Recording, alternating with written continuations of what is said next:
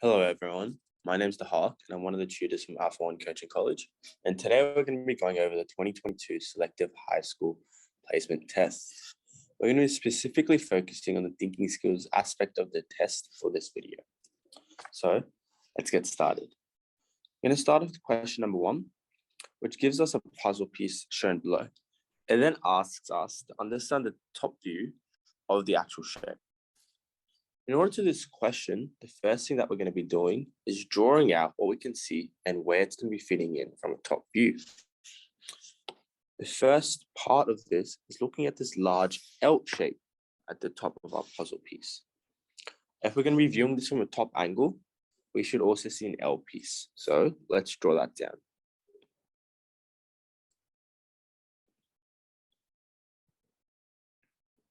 You can also see that this is still an L shape from the top angle.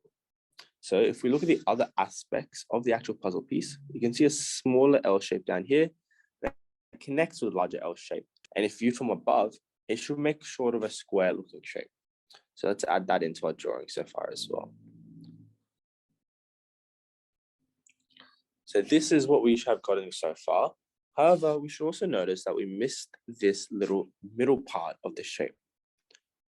So if we're viewing this from a top angle, it's going to be different based on the actual heights of these cubes that we can see.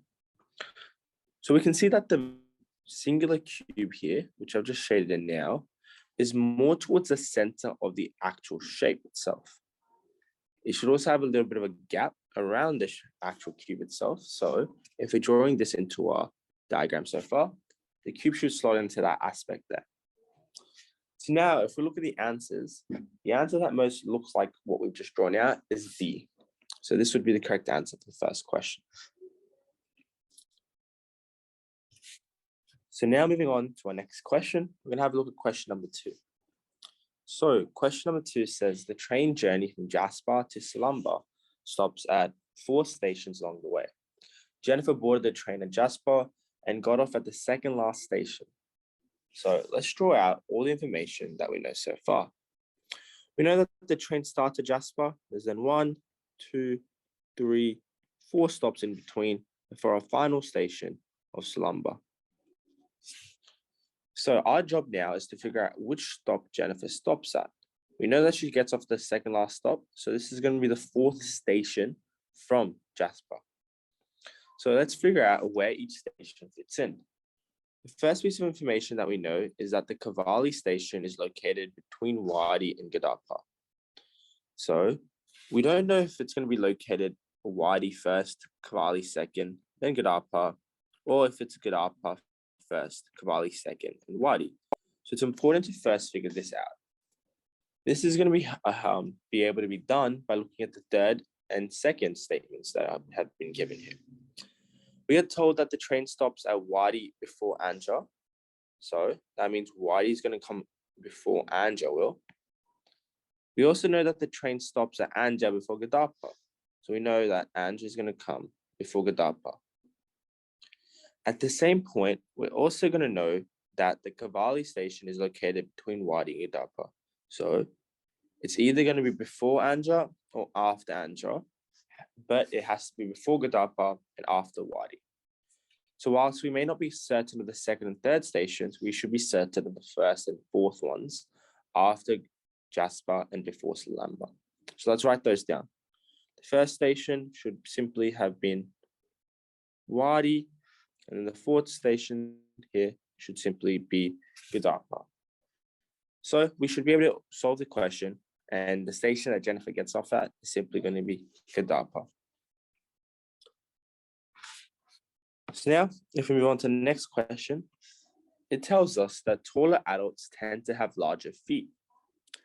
We then know that Manara says your dad wears a size 9 shoe and he's not as tall as my dad, so my dad's shoe size must be at least 10. Kevin says, no, that's not right. My dad's feet might be bigger than your dad's. So it's important to look at the wording for this question. And when we start off with the actual boxed statement given to us, it tells us that taller adults tend to have larger feet. The word tend is very important here, as it does not mean it's guaranteed. It simply means that it's more likely to happen. So while it's more likely to happen, it does not happen in every single scenario. Therefore, when Minara says, so my dad's shoe size must be at least 10, this is incorrect because we cannot say that his dad's shoe size must be at least 10. We might be allowed to say that his dad's shoe size potentially and more likely might be greater than 9, but saying must is incorrect, as this kind of assumes that it is guaranteed, which we do not know.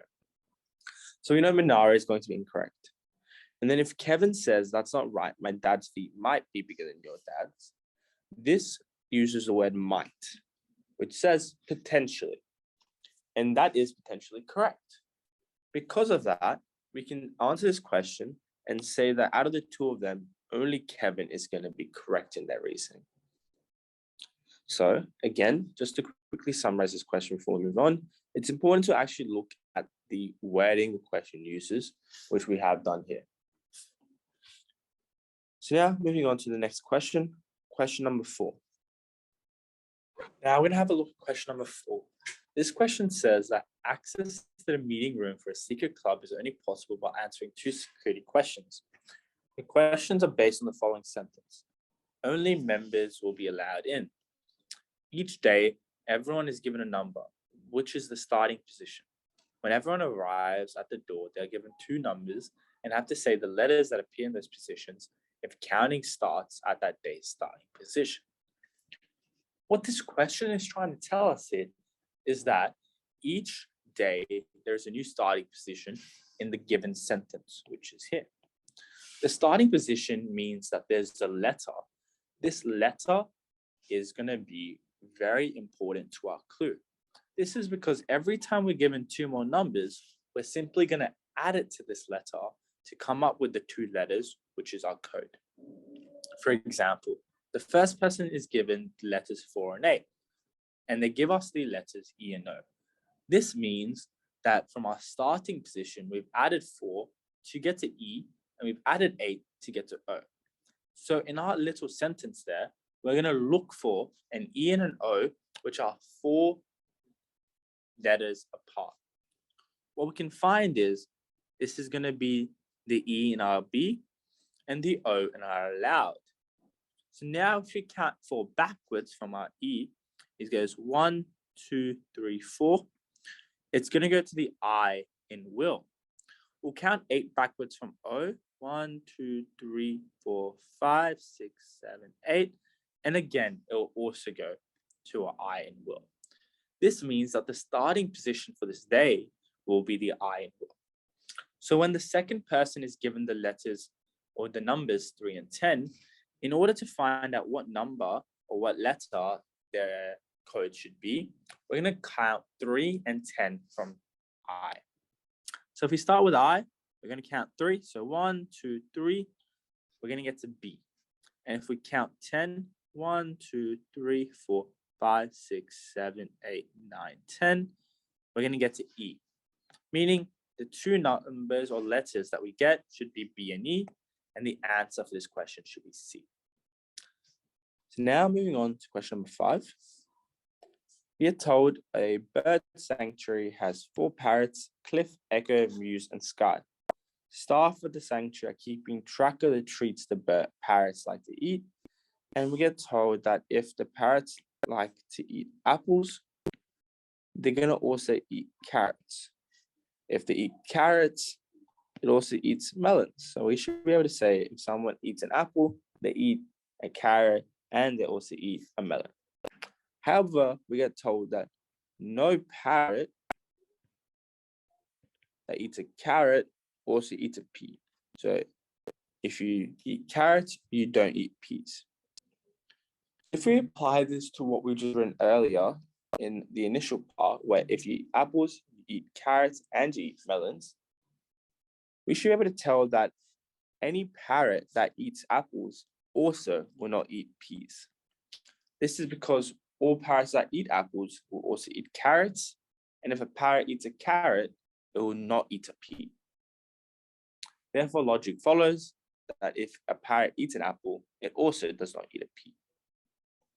So from this logic, we should get to the answer C, where if Muse eats peas, she does not eat apples. So now also, let's move on to the next question, which is question number 6.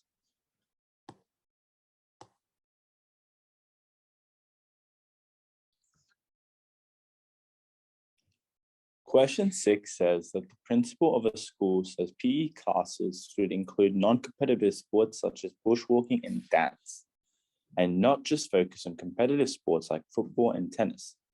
Many students do not enjoy playing against their friends and classmates as it often leads to unhealthy rivalries.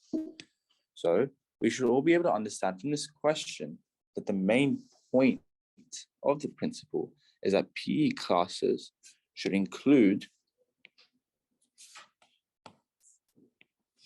non-competitive sports such as bushwalking and dance. So bushwalking and dance will be an example in this case, and the main point just should be that the non-competitive sport should be included. A reason we are given on why this might be important is that some students do not enjoy playing against their friends and classmates as it leads to unhealthy rivalries. This would be one of the reasons given by the principal. So in order to be able to look at what will strengthen the principal's arguments, we're going to go about this in 2 ways. First, we're going to look through all the answers and see which ones strengthen, weaken, or are irrelevant to the question. And if there are multiple answers that strengthen it, we're going to look at the one that either provides statistics for the given reason in the statement above, or provides a new valid reason, which will also be correct. So let's start off with A. A says playing a competitive sport is a great way to learn the importance of teamwork. So this answer actually will weaken our argument because it is telling us why competitive sport is good, whereas we're looking for non-competitive sport should be included. B says non-competitive sports are just as effective as competitive sports in improving fitness. This is strengthening our argument as it's saying non-competitive sports are just as good as competitive sports. C says PE classes are compulsory for students to attend. This is not relevant at all because we're not talking about attendance currently. Students like to have a range of different sports that they can choose from.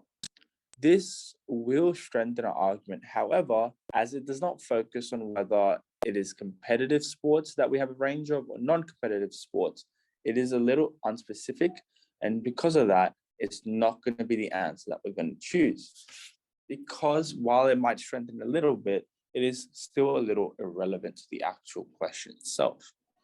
Because of this, the answer that we picked is going to be 6B. Moving now to question 7. In this question, we get told there's 5 houses on the side of a road. So we'll write them down. 1, 2, 3, 4, 5, with 1 being the most to the left and 5 being the most to the right. We then get told that a student looks at the houses and labels them according to the color of each door. What we can see is, when we look at blue, it tells us that blue has no houses to the left of it. We also get told pink has no houses to the right of it. Because of that, we should easily be able to write down blue is the house most on the left and pink is the house most on the right. We then get told green only has pink to its right, meaning green is going to be the 4th house with only pink to its right. We also get told red only has blue to its left, meaning red will be the 2nd house with only blue to its left. And this allows us to slot yellow in the middle, where yellow has both blue and red to its left and green and pink to its right. So when the question asks us which 2 houses are left next to the yellow house, it should just be the 2 and number 4 houses, which is red and green. So this answer should be D.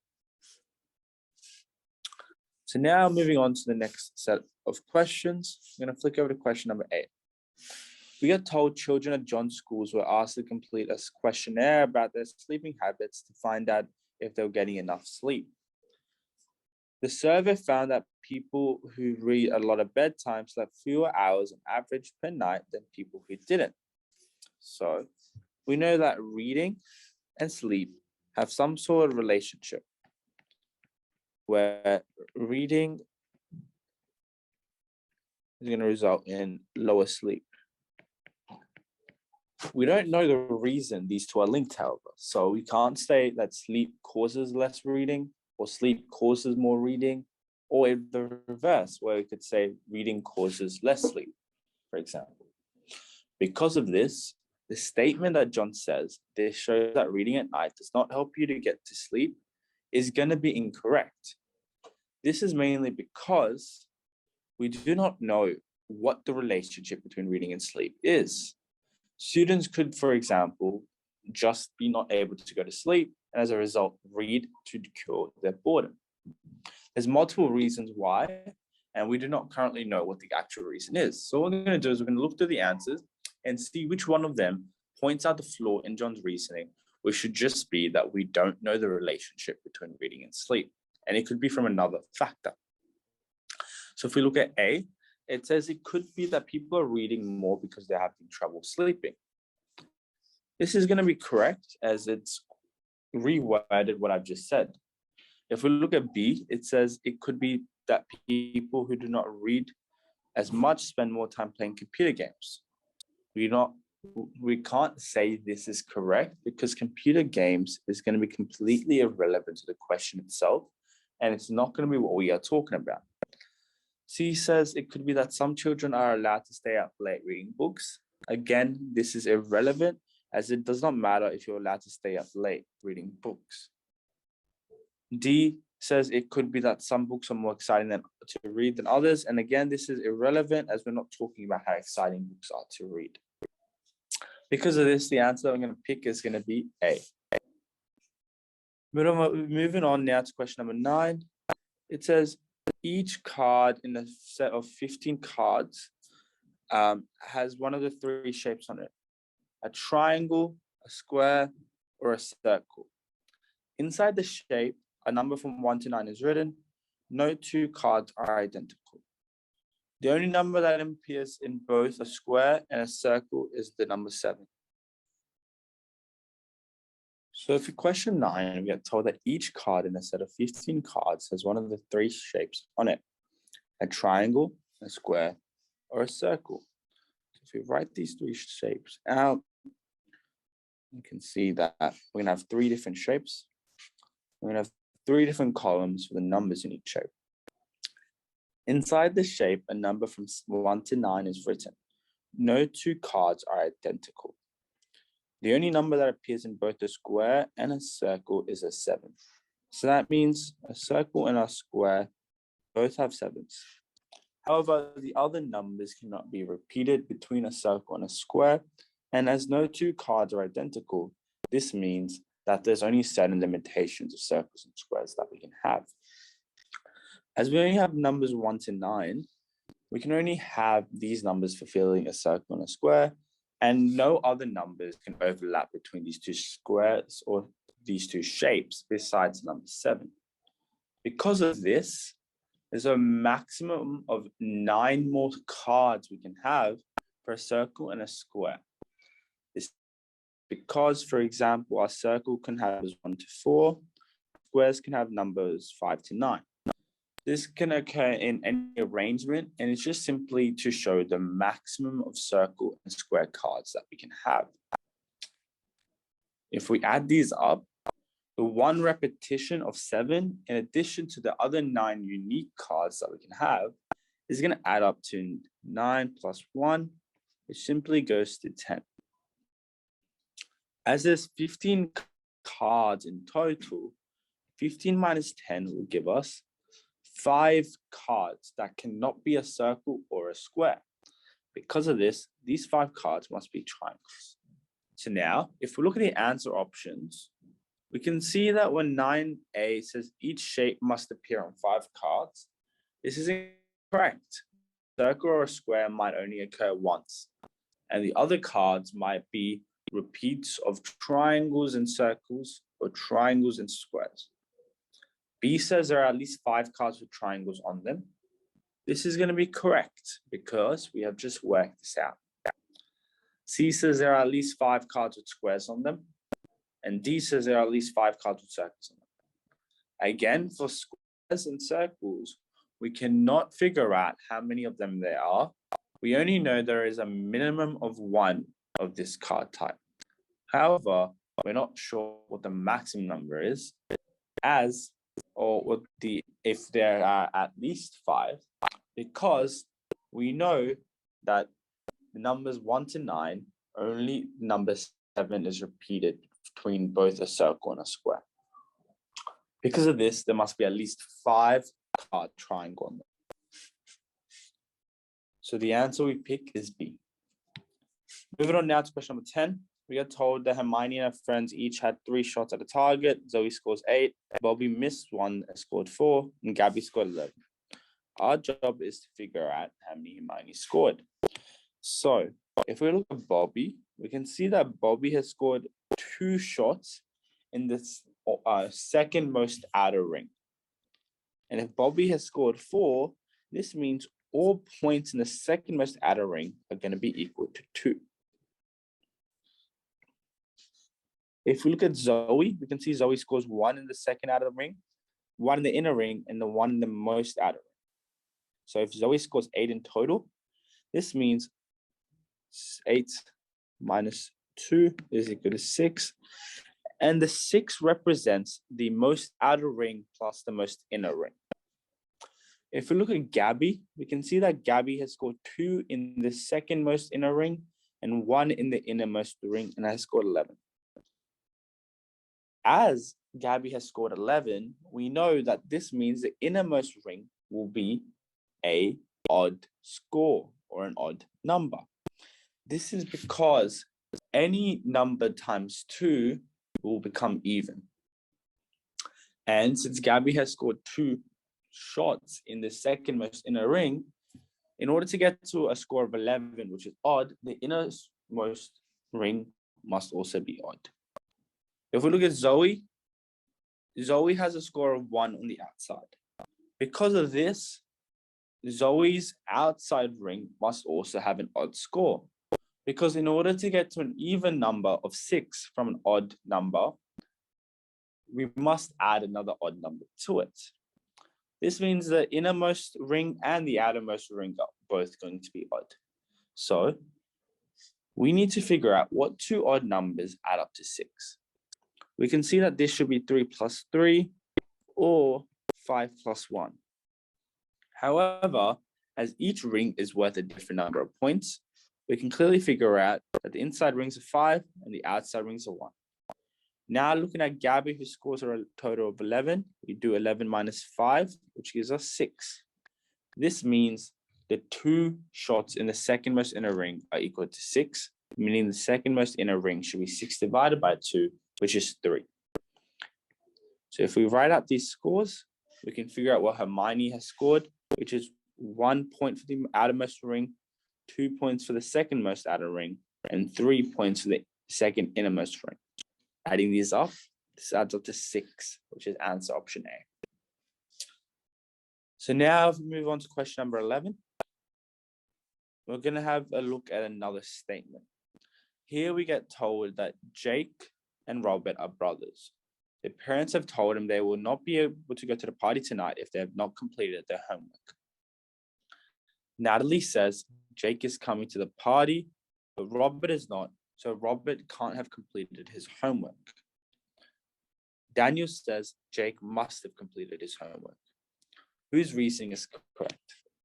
Well, we get told that in order for Jake and Robert to be able to go to the party, so they will not be allowed if they do not complete their homework. Therefore, if Jake is allowed to go to the party and is going to the party, we know that Jake has completed his homework. That means Daniel's correct. However, we get told that Robert is not going to the party. We cannot assume that he's not allowed to go to the party, as there may be other reasons he does not go. Because of this, Natalie is going to be incorrect. And the answer to question 11 is going to be B, which is Daniel only. So now, let's move on to question number 12. Question number 12, we're here looking at 3-letter words that can be ordered so that no 2 consecutive words have any letters in common. We can see the example there where there are no common letters at all between consecutive words. So we're now given 4 words there. However, 1 word's missing, and we do not know the order of these words. The first thing that we can do before even looking at the answers is we need some sort of order for the first 4 words given to us. What we can see is that 3 of these words have an A in them. So, since there's 5 words in total and 3 of them have a common letter, we're going to have to split the A's apart. This means in our 5-word group, we're going to have age, pad, and cot or can, or separated like so. This is because the A's cannot be together, meaning that there must be 2 words in between these 3 different words. In this set, we have put can on the side because cot and can both start with a C. The first thing that we've done is separate the A's. And the second thing we're going to do here now is separate the C's. So if cot cannot be next to can, it means cot must be next to age and pad, meaning a new word must be between pad and can. So what we're going to do now is look through our answers and see which one of these does not have any similar letters. If we look at sun, sun has an N, which is in can. Pat has an A, which is in both pad and can. And pet has a P, which is in pad. Because of this, the only word that we can get is sud. So our answer is going to be A for this question. So now let's move on to question number 13. For question 13, we're looking at 5 different coins: aces, bellos, coits, duots, and enots. So in order to figure out how many ases are in one init, we have to create a relationship between these 5 coins. So we're going to start off by writing them all out. So I'm just going to use the letters to represent each of these coins. We can see that there are 4 ases in one bello, 2 bellos in one cot, 2 cots in one duot, and 4 duots in one init. This should clearly show us that init's the largest form of the coin. We know that there's 4 duots in one init. And we know there's 2 cots in one duot. So if we have 4 duots, we should have 8 cots. We know that there's 2 bellos in one cot. So if we have 8 cots, we should have 16 bellos. We also know that there's 4 ases in one bello. So if we have 16 bellos, we should have 64 ases. And because of that, the answer to question 13 should simply be C. So now moving on to question number 14, it tells us that Ying thinks we should all buy soybean oil instead of palm oil for cooking. They then say, I found out that growing palm oil trees requires vast areas of rainforest to be cut down. So we're being told the main idea here, which is to use soybean oil instead of palm oil cooking. The reason that we want to do this is because that palm oil trees can cause vast areas of rainforest to be cut down. And because of that, we should stop buying palm oil. So if we look at which answer weakens Ying's argument, we can look at A. It says palm oil is also used in bath products such as shampoo. This is irrelevant. B says people are using less oil in cooking than they used to. Again, this is irrelevant. C says growing soybeans also involves the destruction of rainforests. This will weaken Ying's argument, as simply replacing palm oil with soybean oil would then cause the same problem that Ying is saying we're facing with palm oil, which is the cutting down of rainforests. Because of this, the answer to question 14 should be C. However, let's have a look at answer option D to make sure that we are 100% happy with our answer. D says palm oil is more frequently listed in recipes than soybean oil. Again, this is irrelevant. And because of this, the answer we'll pick is going to be C. So now let's move on to question number 15. It says the skills required for rollerblading, roller skating, and ice skating are very familiar. Anyone who can rollerblade can also roller skate. Anyone who can rollerblade can also ice skate. Not everyone who can roller skate can rollerblade, and anyone who can ice skate can also rollerblade. So we should tell that rollerblading is equal to roller skating. However, the reverse is not true. We also know if you can roller blade, you can ice skate, and if you can ice skate, you can also roller blade. So the reverse is true for this. This means anyone who can roller skate might be able to rollerblade, but this isn't necessary. However, everyone who can ice skate can rollerblade, and the reverse, where everyone who can rollerblade can ice skate. And both these people or groups of people can also roller skate. So when Wei says Shane has been ice skating for years, he will have no trouble roller skating. This is correct because anyone who can ice skate can rollerblade, and anyone who can rollerblade can roller skate. So because of this, Wei is correct. Talia says Hannah is unable to rollerblade. She won't be able to roller skate. This is incorrect, as it is not necessary to be able to rollerblade just from knowing how to roller skate. Because of this, only Wei will be correct out of all these options. So now moving on to question number 16. If we now look at question 16, it talks about a string of symbols which contains only 4 different symbols. Here we have a $sign, an and sign, an at sign, and a hashtag.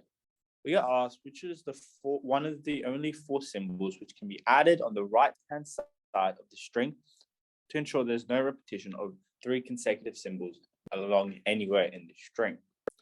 If we look at the symbols on the right-hand side, if we're adding another symbol here, you can see that we should have a set of 3 symbols, which is an and, an at, and a new symbol. So if we write this down, this is the first 2 symbols that we should get. What we're going to do now is look throughout the entire string and see when we have these 2 symbols to avoid a 3rd consecutive similar symbol as well. So what I mean by this is if we look at the left side of the string, we should see that we have an and at hashtag symbol.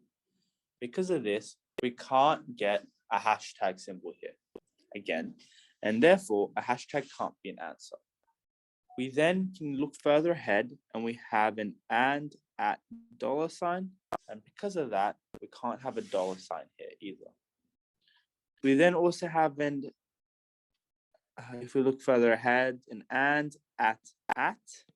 Because of that, we can't have another at symbol.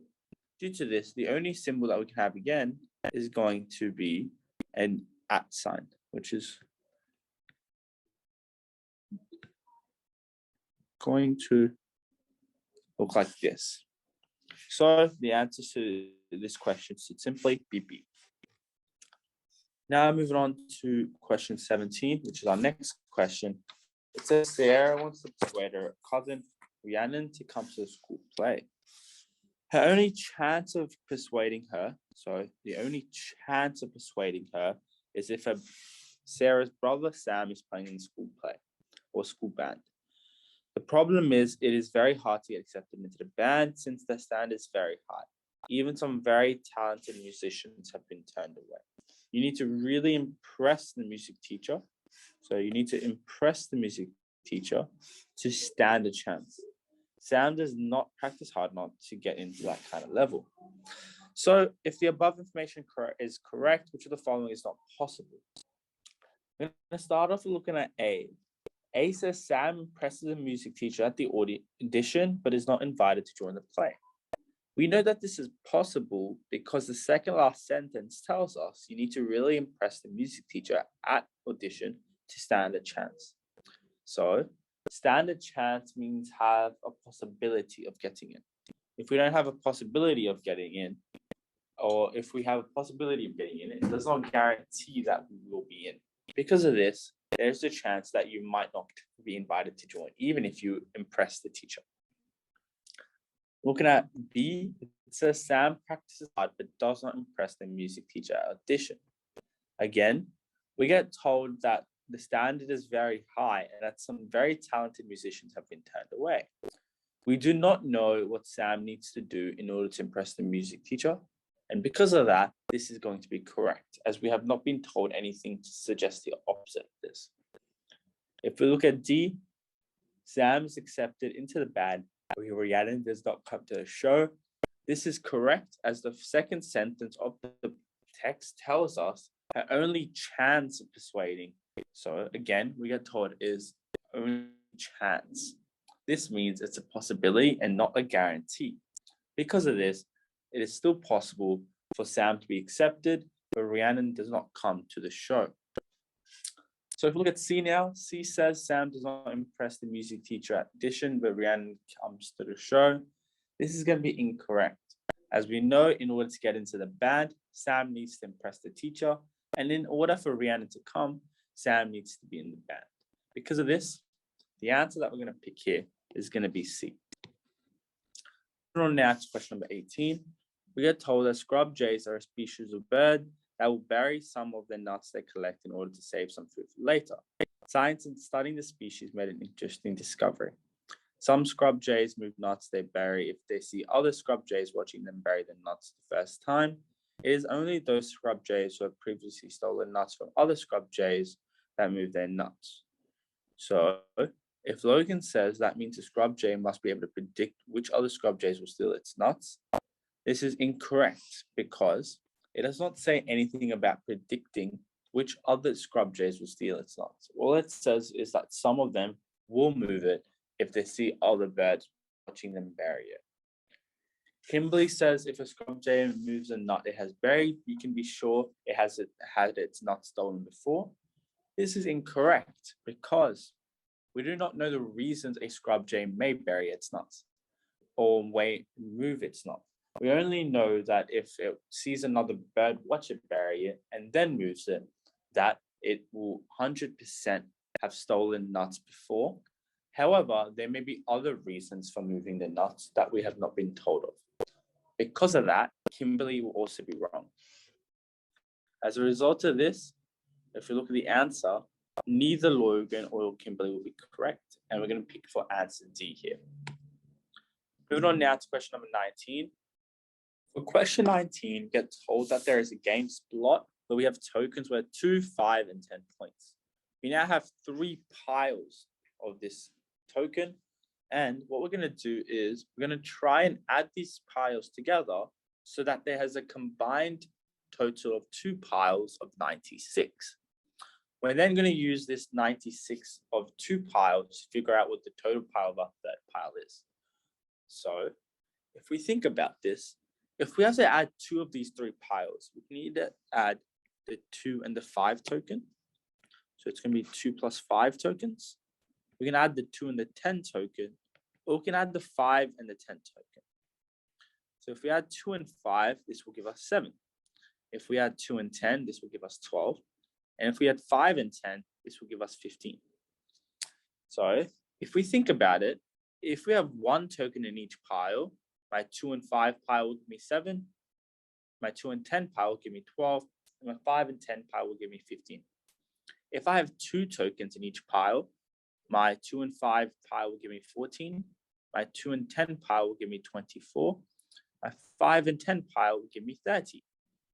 What we can see here is each pile has a multiple. The first one is a multiple of 7, the second is a multiple of 12, and the third is a multiple of 15.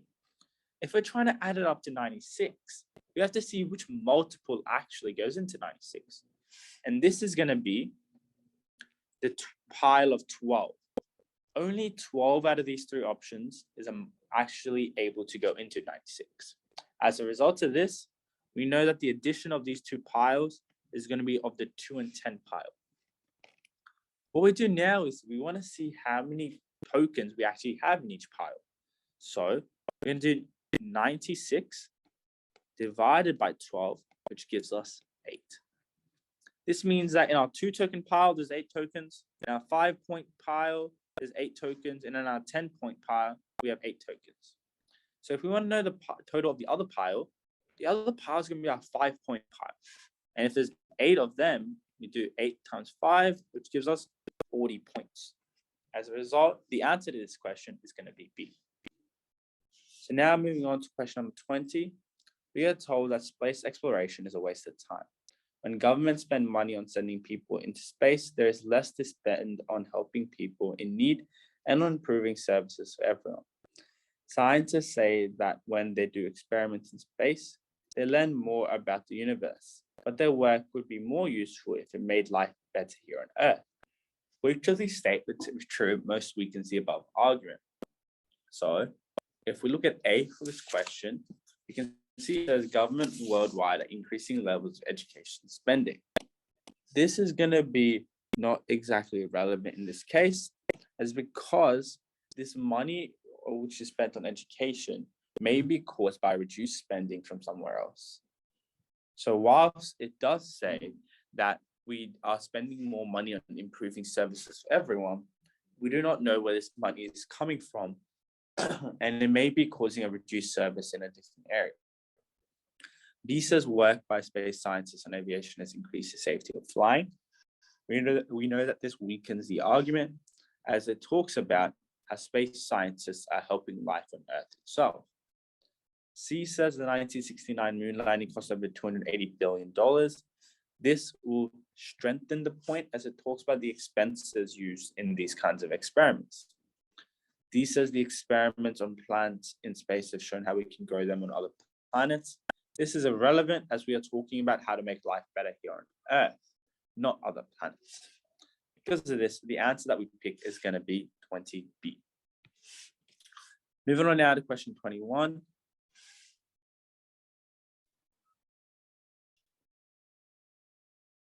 For question 21, we get told that at the start of a meeting, each member of the movie club must get one vote on the movie to be watched. Everyone must use their vote. The movie that gets the most votes is the one that is watched that evening. So this evening, there are 21 people at the meeting, and there are 5 movies to choose from. Kate says the movie that we will watch will need to get at least 5 votes. So if we look at this, we have 5 movies. Each of these 5 movies can get a maximum of 4 votes evenly. This is because 5 times 4 is equal to 20. And there's only 21 people, meaning if we have the first 20 people vote and we want to maximize the spread of the votes, each of these 5 movies can get 4 votes each. However, now there must be one more person to vote. This 21st person must vote for any of the 5 movies, which will give it a total of 5 votes, making it the winner. Because of this, the winning movie must get at least 5 votes, and Kate is correct. Samira says if a movie gets 11 votes, then we will be definitely watching it. So if there's 21 people and one movie gets 11 votes, that means there's only 10 more votes coming in. Because of this, these 10 votes cannot overturn the 11 voted movie. And as a result, that movie will definitely be watched. Due to this, both Samira and Kate are going to be correct, and the answer should be C. Moving on to question 22. It says a room measuring 3.2 meters by 3 meters needs to be tiled with a pattern tile shown below.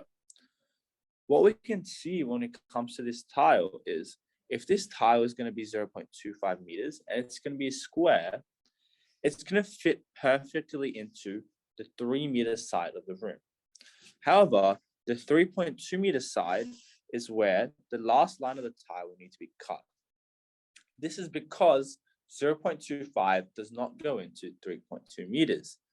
And as a result, there is a 0.2 meter gap, which must be filled with this tile. This means this 0.25 meter tile must be cut in order to fit a 0.2 meter spot, causing a 0.05 meter bit of the tile to be cut off. We can see that in this tile, there's 1, 2, 3, 4, 5 squares. This means that each one of these little squares should be 0.05, 0.05, and it will ultimately add up to 0.25. As a result of this, when we cut the tile, one side of this tile will be cut, removing one section of the squares as shown below. So now, if we look at our answers to see which encompasses that, we can see that in answer option B, exactly one square portion is cut off which is why it will be an answer, as it shows 0.05 meters has been cut off the tile. Moving now to question number 23. It tells us that Lauren wants to join her school's basketball team. To qualify, players must be at least 140 centimeters tall. Miriam says Lauren was 139 centimeters last year, but now has grown to 141 centimeters. So she would definitely be chosen to be part of the team. Which of the following shows a mistake Miriam has made? A says Lauren might not actually enjoy basketball. This is not correct, as it says Lauren wants to join a basketball team. Because of this, it does not matter if she enjoys it or not. If this is something she wants to join, then it should not be relevant. B says there might not be enough players to form a complete basketball team. Again, this will not be relevant. C says height might not be the only thing used to choose players for the basketball team. This will be correct, as we cannot say she would definitely be chosen. We can say that she is eligible and can qualify to be chosen. However, if there's a large number of people trying out, there may also be other reasons or criteria in the actual selection process. D says other sports might also have a height requirement. Again, this isn't really relevant. And because of this, the answer to 23 should be C. Moving on now to question 24. We get told that 3 switches are connected to a set of 4 lights. When a switch is changed, each of the lights that it controls turns on or off. So we then get told what each of these 3 switches do. What we should be able to recognize is each of these red lights or red switches is also connected to a green light. In addition to this, switch 2 also has a blue light.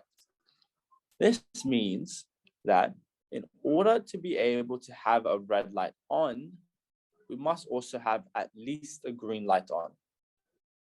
So if we look at answer option D, this is going to be correct, that the red light cannot be on when the green light is off, as these two will be together and will be turned on simultaneously.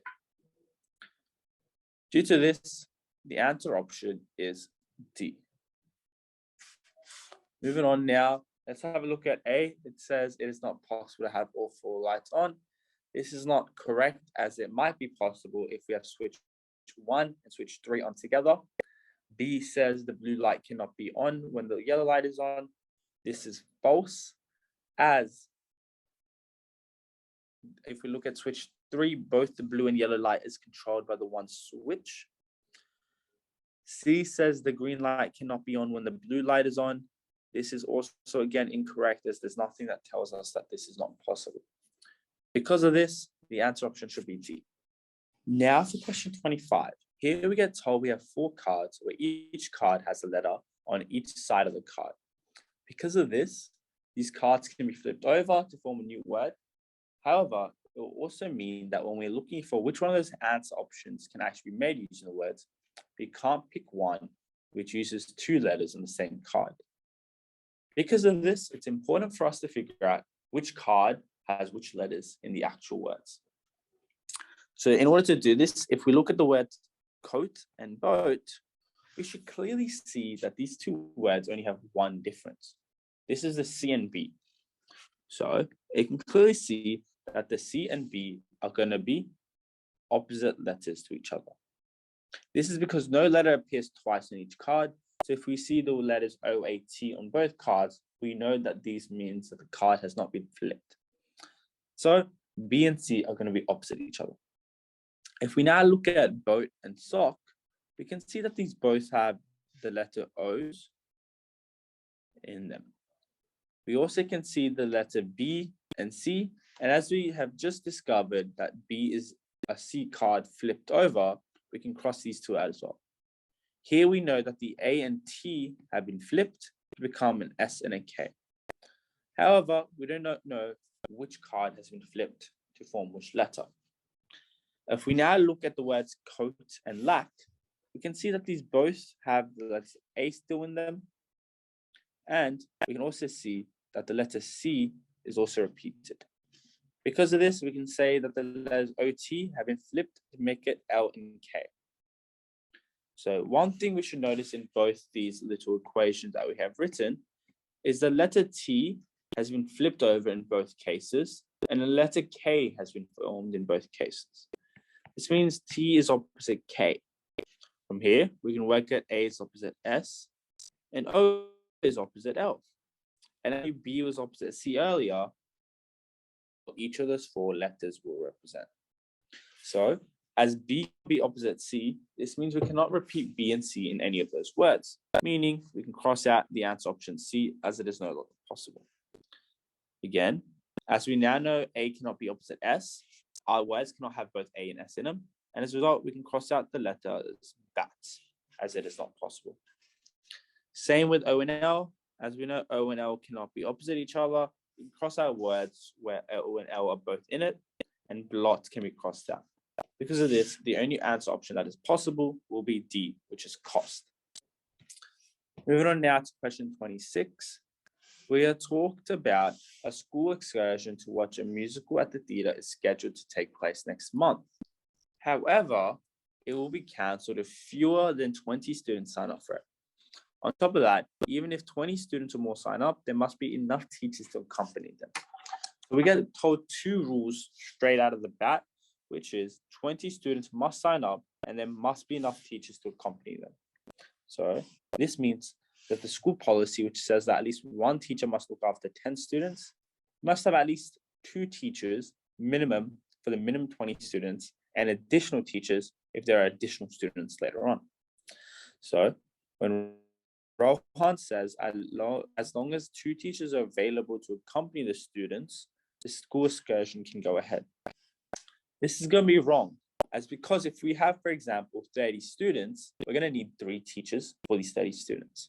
So just because we have 2 teachers does not mean we have enough teachers. Megan says if the excursion is cancelled, it must be because not enough students signed up for it. If the information here is true, this is not going to be quite the case, because Megan says the excursion is cancelled because not enough students signed up for it. We know that the excursion can also be cancelled if not enough teachers are there. Because of this, Megan's also incorrect. And as a result, the answer to this question is going to be neither Megan nor Rohan, which is D. Moving on now to question 27. So now let's move on to question 27. Here we get told 4 students were comparing how much they enjoyed English, history, and maths. Emily says that she likes maths more than history. Gemma liked English more than history. Wesley and Rohit both liked maths more than English, and no one liked history the least. This means that history must be at least second most favorite or the most favorite out of all of the subjects. If we write this out, you can see that we have 4 students, Emily, Gemma, Wesley, and Rohit. So we draw this out. We have our 3 subjects, English, history, and maths. So we'll start off with Emily. Emily likes maths more than history. We also get told no one likes history the least. So if Emily likes maths more than history, she must like maths the most, history the second most, and English the least. We'll use the numbers 1, 2, and 3, where 1 is the most favorite, second is the second favorite, and third's the least favorite. Gemma liked English more than history, meaning Gemma likes English the most and maths the least. Wesley and Rohit both like maths more than English. So because of that, they must like maths the most, history the second, and also English the third most. This is again because no one can like history the least. So if they like one subject over another, history must always be the second most favorite minimum. Because of this, we can now look at who liked maths the most, and we can see this is 3 students. We have Emily, Wesley, and Rohit. So the answer to 27 should just be C. Now, moving on to question 28. We have 5 keys here. These 5 keys are placed on a glass table. The image below shows the views of the table from above. Which of the following is a possible view from the glass table below? So this can be from below or from any other angle, or maybe a rotated angle. What we're going to do here is look at the directions that the keys are facing so that if the image is changed, we can continue to compare these images by continuing to look at the correct positioning of the keys. So if we look at the top left key, we can see that it is facing towards the side of the actual glass. So if we look at A, we can see in A that this key is facing the wrong way. We can also see in D that this key is facing the wrong way. Because of this, the answer has to be answer A. It cannot be answer A, sorry, or D. So now if we look at the key opposite, the one we just looked at, we can see that this key is pointing towards the opposite side of the glass. So this, if we look at C, it might have the initial correct placement of the initial key that we looked at, same as B, but the second key that we looked at is facing the wrong direction. It must be facing the other edge of the glass table. Because of this, the answer option for this question 28 should be B. Moving on now to question 29. When players have been dropped from the school's football team, it is usually because the coach thinks they have not been playing well enough. Sometimes a player will be dropped for not attending training each week. So these are two of the reasons that students may be dropped. However, again, we don't know that these are the two only reasons or if there may be any other reasons that students may be dropped. All we know is that players can be dropped because of these two reasons. It is important to understand we cannot make any assumptions about other reasons or these being the only reasons. As a result, when Kylie says the coach said she's going to drop Katya, even though she's been playing well, she can't have been coming to all the weekly training sessions. This is going to be incorrect as because of what we just talked about, there may be other reasons in between. Fiona says if she came to the session and started playing even better, the coach definitely wouldn't drop her. This again is incorrect as we do not know the actual reason for her being dropped, and due to this, neither Kylie nor Fiona will be correct. Moving on now to question 30, we have solid glass can actually be better described as slow moving liquid. The particles in glass can move just like regular liquid because they are not fixed in orderly structure. In glass, this movement is so slow that it cannot be detected during a person's lifetime or even over the course of several generations. Medieval window glass, which has survived to the present day, is often found to be thicker at the bottom than the top. This clearly shows that glass flows. So if we look at answer option A, it says glass can be melted, and melted glass, like every liquid, flows and obtains the shape of a vessel which it is poured. This is not relevant at all, and because of that, this question will be wrong. We're not talking about glass once it's been melted. We're talking about solid glass, as seen in the first word, and because of that, the answer option A is not relevant at all to the question. B says the human eye cannot detect tiny differences in the thickness of glass. This again is not relevant. C says modern buildings such as skyscrapers are often constructed from glass. This again is not relevant. So if you look at answer option D, it says glass objects in ancient Egypt or Greece which have been remained untouched for millennia are not thick at the bottom or the top. This will weaken our argument because we talk about medieval window glass, which refers to olden time window glass being thicker at the bottom than the top, which is then used as evidence to show glass flow. So if other glass from long periods before have not also got the same quality, it disproves this current theory. And because of that, the answer to question 30 should be D. Moving on now to question 31. So now we're going to have a look at question number 31. For this question, we should clearly be able to see that Alice is typing into her calculator some dates. So the first two dates are going to be the day, the next two are going to be the month, and the last four are going to be the year that she has selected. So when she types in the date, the 12th of February 2022, she notices that it reads as the same date when she turns her calculator upside down. So if we turn a calculator upside down and view the same screen, we should all recognize that this is simply going to be a 180-degree rotation of the number that we've typed in. So in order for us to have the same number when we rotate 180 degrees, we need to first write out all the dates that we have been given in the answer options. After we write out all of these dates, we're then going to be looking at each of them and ruling out the ones that do not work, and finally being left with the answer that we're going to be picking. So let's start off with answer option A, the 19th of January, 1061. This is a date, will be 1901, 1061.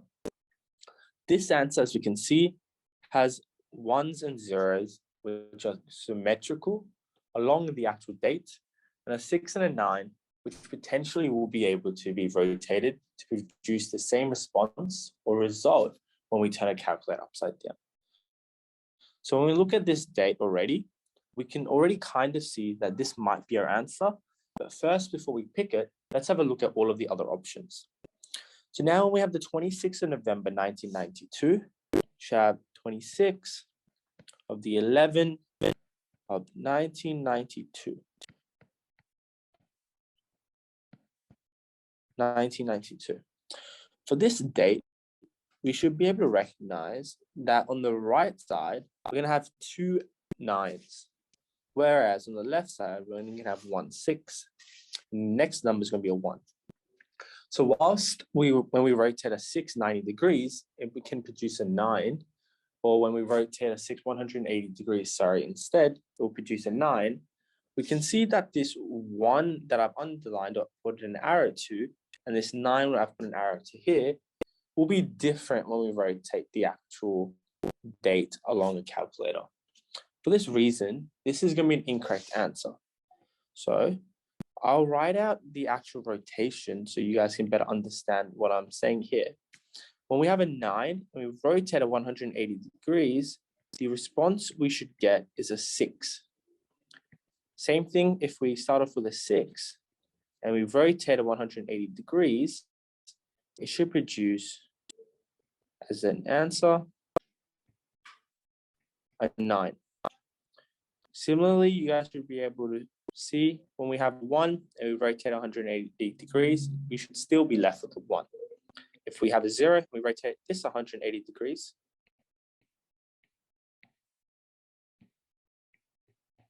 We should still have a 0.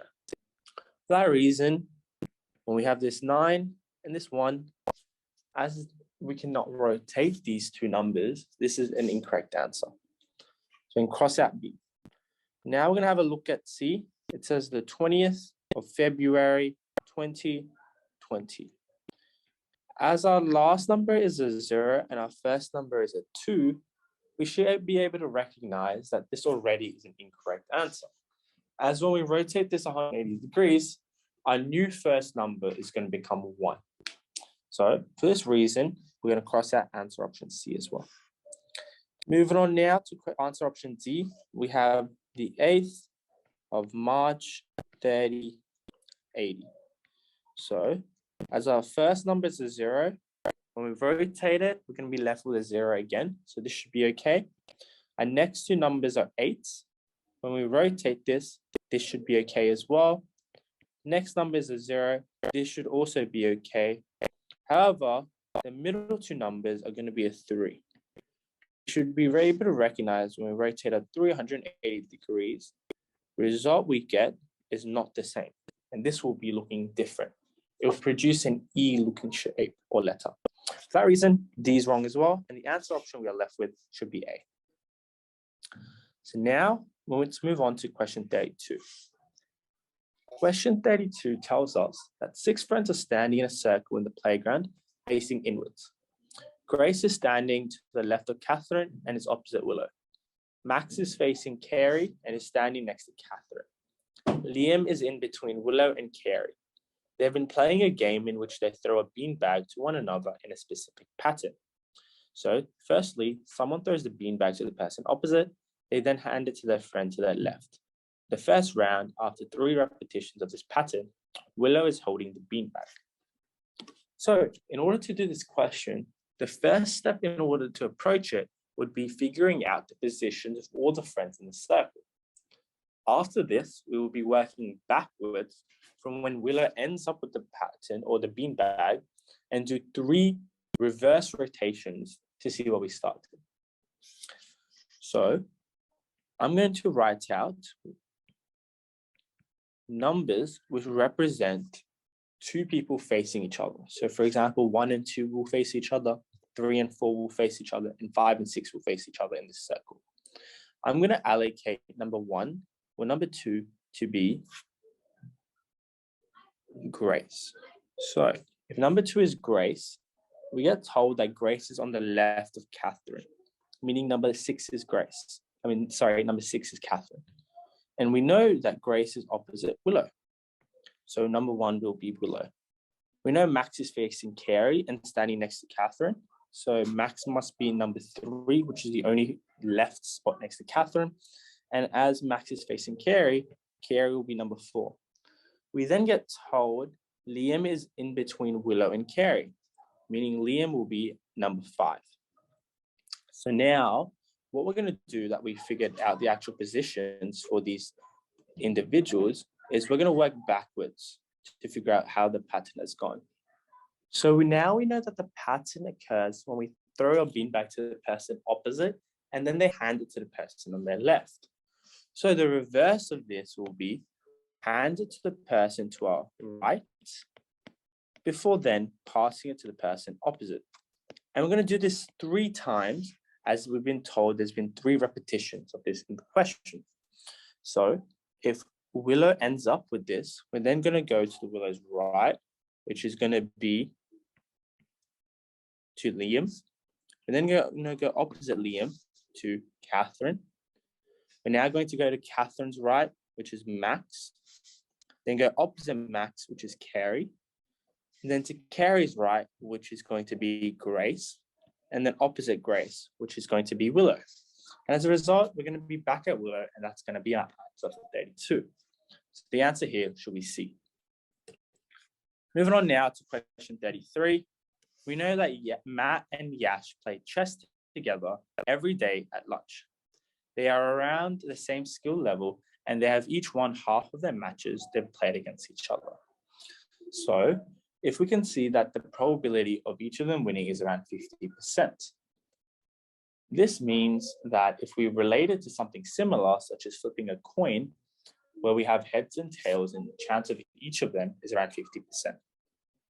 This should help us when we look at Mr. Stead say, I can't remember how many games Matt and Yash played last week, but I know Matt won 5, so they must have played about 10 games. We can see that this is a very rough approximation and not true, because just because normally that they play at a similar level and have the same skill level and they win around half the matches each, does not mean that the previous week one of them could have played better or one of them may have played worse. As a result of this, it is important to consider that last week could potentially be an anomaly and one of them may have played at a different level. So if we look at our answer options, this is going to help us pick what answer is the most relevant. So if we look at A, it says either Matt or Yash might have played unusually well last week. This matches what we've just talked about, so it may potentially be an answer. B says the players have each won around half, not exactly half of their games. This is not correct because this is not the mistake that Mr. Stead has made at all. And in addition to this, it does not disprove what Mr. Stead is saying. C says Matt and Yash may have had lots of homework last week. This is not quite relevant to the question, as the homework has no relationship to the amount of games they played. D says it doesn't matter who wins because the important thing is they both have fun.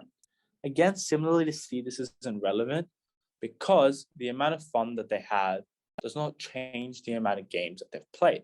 There is no relationship between this at all. As a result, we can cross out B, C, and D, and the best answer to pick here should be A. So moving on now to question 34. We get told that Jody and Todd frequently message each other in code. They always use the same code, in which each letter of the alphabet is always represented by a unique symbol.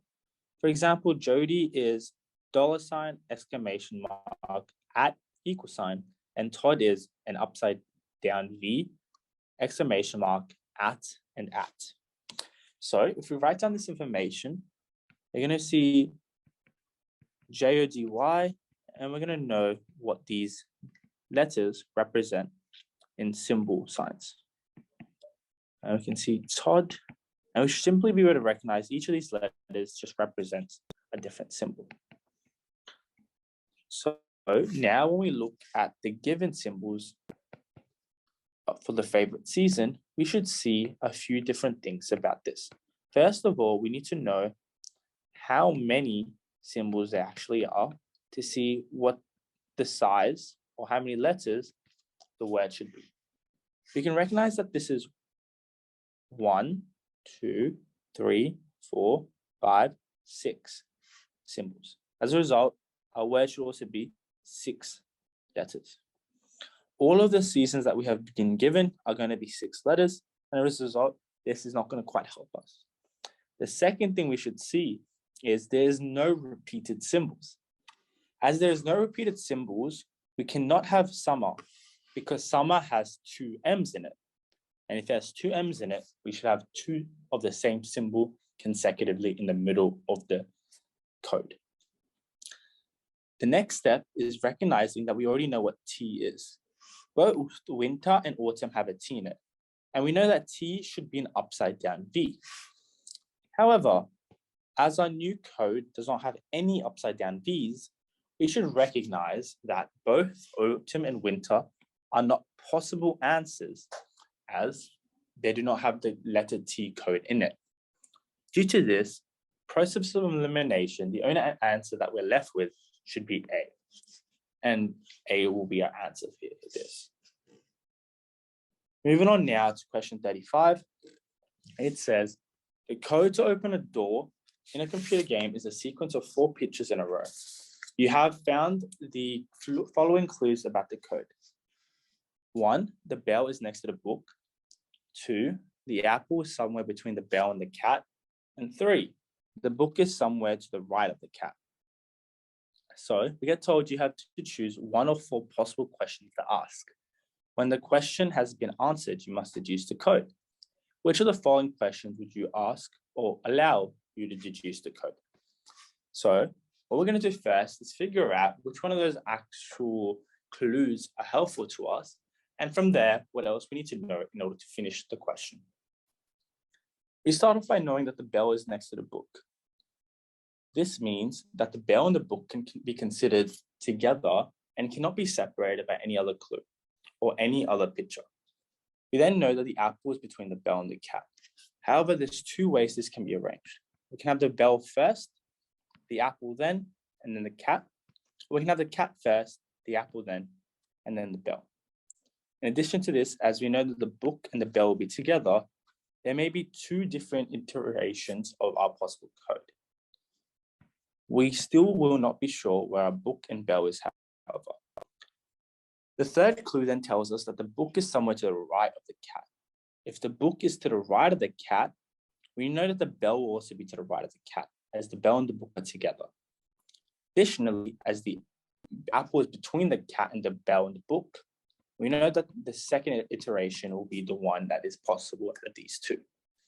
Because of this, we know the cat is on the left, the apple is on the right of the cat, and then the bell and the book on the most right side. However, we are not sure what is next to the apple. Due to this, answer A will help us greatly as it asks us, is the apple next to the book?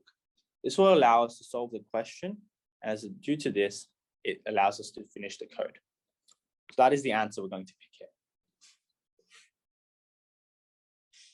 Now moving on to question 36, we are told, although many birds are fiercely territorial, they are typically very sensitive when nesting. If they feel their nest has been disturbed, they often abandon it altogether, even if the female has already laid her eggs. So we get told 1 potential reason why birds may abandon their nest. The 1 reason we get told is if is disturbed. The important thing to know about this is we do not know if there's any other reasons a bird may abandon its nest, or potentially what the reason behind it being disturbed and then abandoning the nest is.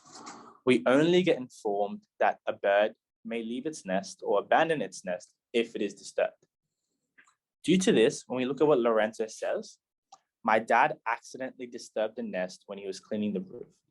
So there is a good chance it may now be abandoned. This is important to consider because when the nest is disturbed, we've already been told in the above box that there is a chance that the birds may abandon the nest. Due to this one's going to be correct. It's important to consider the wording used here where we say there is a good chance. This is very important as when we say there is a good chance, this is not saying that it must happen or it must not. It's saying it's a potential. These kinds of answer options are much more likely to be correct as they are not having a strong wording or guaranteeing a certain outcome will occur. Next, we're going to look at what Katerina says. Katerina says there is an abandoned nest in the pomegranate tree in our garden. That must have been disturbed too. So what Katerina says, it's important to consider, we know that there's an abandoned nest. However, as we talked about earlier, we are not sure what the other potential reasons may be behind an abandoned nest. So as we're not sure what the other reason may be behind an abandoned nest, we cannot assume that just because a nest is abandoned, it will be because it may have been disturbed. So it's also important to consider the wording for this answer where it says must. The must is very important as must is a strong word that guarantees an outcome. If Katerina had said this may mean that that nest was disturbed as well, that would have been correct. However, as she says must, we cannot say that this is correct as there is no guarantee this is the only reason that the nest may have been abandoned. Due to this, Katerina is incorrect. So the answer we're going to pick here is A, but only Lorenzo is correct. Moving on now to question 37. This question says there are 6 coins in a collection. There are 3 large coins and 3 small coins. For each size of the coin, there is 1 coin with a circular hole in the middle, 1 with a square hole in the middle, and 1 with a star-shaped hole in the middle. And we can see these in the diagram, where there's 3 different shapes and 3 different size coins. What's important to consider here is that we have all large coins. All of them will share 1 symbol and then have 1 unique symbol. The shared symbol for these large coins will represent the large coin, and the unique symbols will represent the different shapes. Similarly, for a small coin, all of the small coins will share the same symbol that represent it being a small coin, but have unique symbols for it being a different centered hole. Again, similarly, a large coin with a circle in it will have the same symbol as a small coin with a circle in it. This is because the symbol that represents a circle hole will be the same for both. This is extremely important to consider as we get given 2 different coin symbols.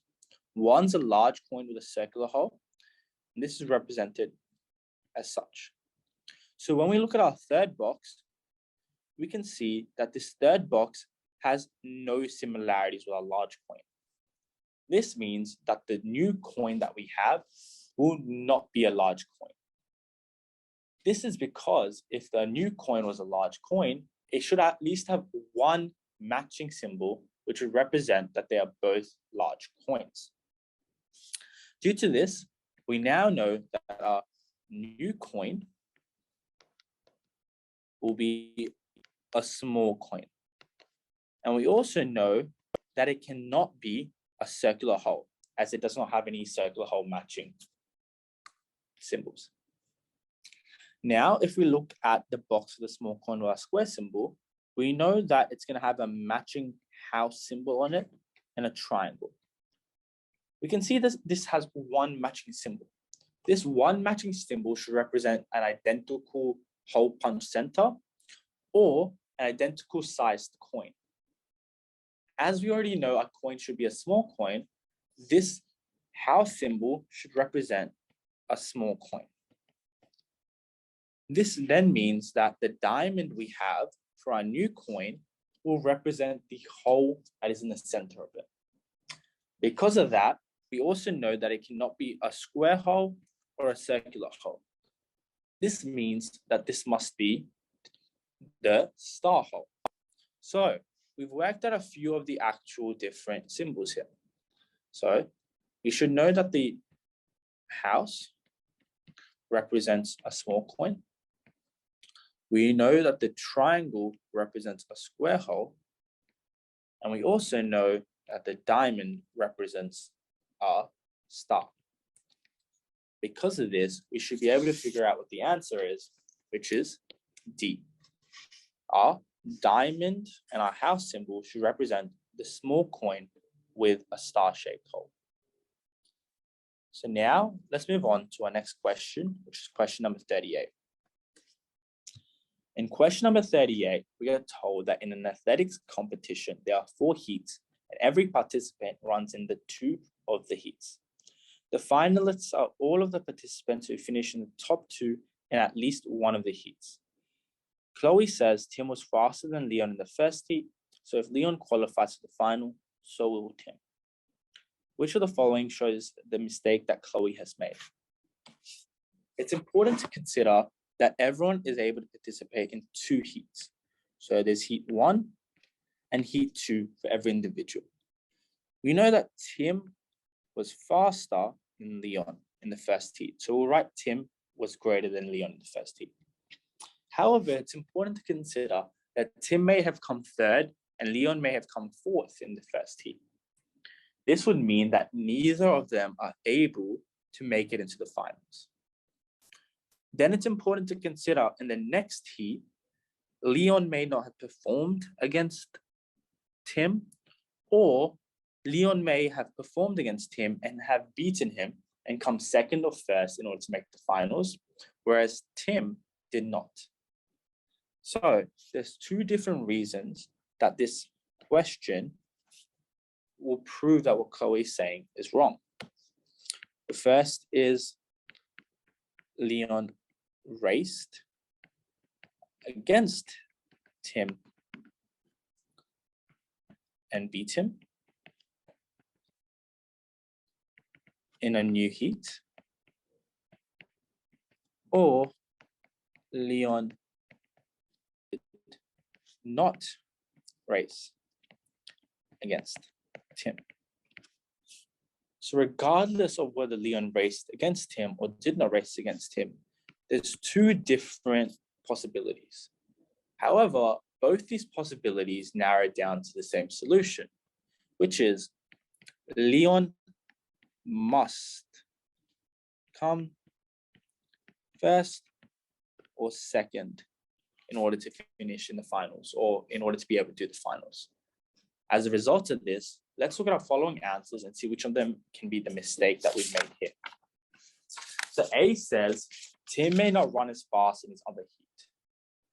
This is incorrect because we do not know how fast Tim ran. Leon may have run faster in his 2nd heat. So Tim is not the limiting factor in this answer. That's why A is wrong. B says Leon may not have raced against Tim again in his other heat. This answer option, while it is true, is not telling us the mistake Chloe has made, however. Because even if Leon did not race against Tim in his other heat, Leon still may not have qualified. The limiting factor here, again, is not whether Leon or Tim race against each other. So this one is wrong. The limiting factor, or the mistake here, should be that it depends on how Leon performs. Like we said, he has to come 1st or 2nd. If he has not come 1st or 2nd in his first heat, he may have performed much better or have a higher quality performance in his other heat. For that reason, C will be correct and it will be the answer that we pick. If we look at D, D says Tim may have had more chance to practice for the competition than Leon. Again, this is irrelevant, so we're going to stick with that answer of C as it is the best possible answer here. So now We're going to move on to the next question. This question says we have 5 friends, P, Q, R, S, and T.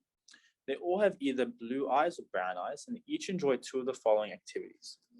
So we can have these activities. There are 4 in total, including fishing, reading, playing the piano, and drawing. So we get a bit of information here. Let's first write out everything we know so far. So we know that there's 5 friends. So let's write out each of these 5 friends. We know that they each like 2 activities, and we're going to write out the 2 activities that they like next to their names. P likes reading and fishing.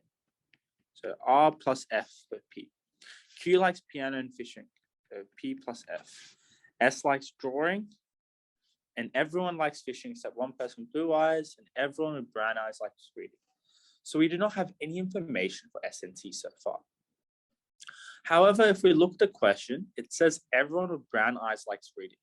So when we look at Q and it says Q likes playing the piano and fishing, this means that Q must have blue eyes.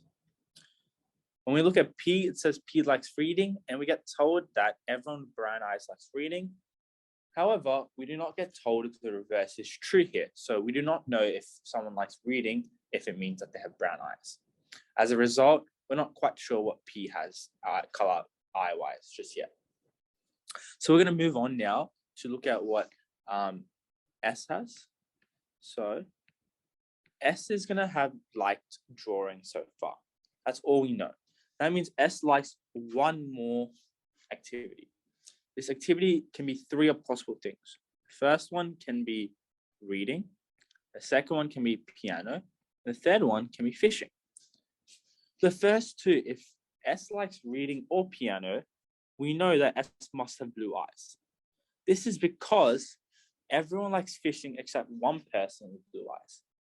And if S likes reading or piano, it means that this person does not like fishing, which means that they have blue eyes. The other possibility is if S likes fishing. This also means that S will have blue eyes because everyone with brown eyes likes reading. This means that this person, even though that they like fishing, will have blue eyes because they do not like reading. As a result of this, no matter what the second activity is that S likes, it means that they must have blue eyes. As a result of this, the answer must be B for this question. Like Q and S both have blue eyes. Moving on now to question 40. So now for question 40, it tells us when the children in Freetown arrived to class yesterday, the teacher saw that 15 were wearing beanies, 8 were wearing scarves, and 12 were wearing gloves. We already know that the question is going to ask us how many children arrived to class yesterday. So the way we're going to do this question is we're going to use a Venn diagram for this. So I'm going to start off with 3 circles.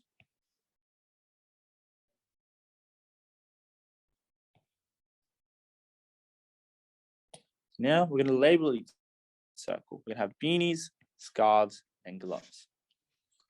We know that all the children wearing scarves were also wearing gloves. So there's 8 children between scarves and gloves. And that half of the children with the scarf also had a beanie. So this means rather than them being 8 between scarves and gloves, now there's going to be 4 between scarves and gloves and 4 right in the center. There were 4 children wearing a beanie who also had a gloves but no scarf. That means there's going to be 4 between beanie and gloves, but not between scarf.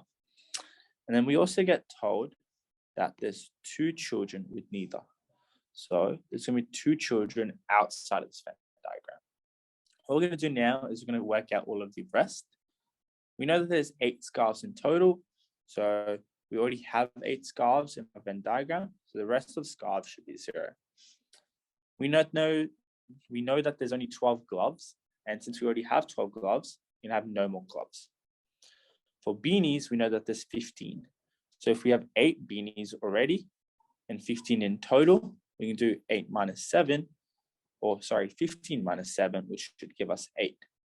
Oh, sorry, 15 minus 8, which should give us 7. So there's 7 beanies left. Now we'll add all of this up. So 4 plus 7 should give us 11, plus 4 should give us 15, plus another 4 should give us 19 plus 2 should give us 21. So this will give us 21, which is our answer there. So thank you for listening, everyone. This comes to the end of our thinking skills section.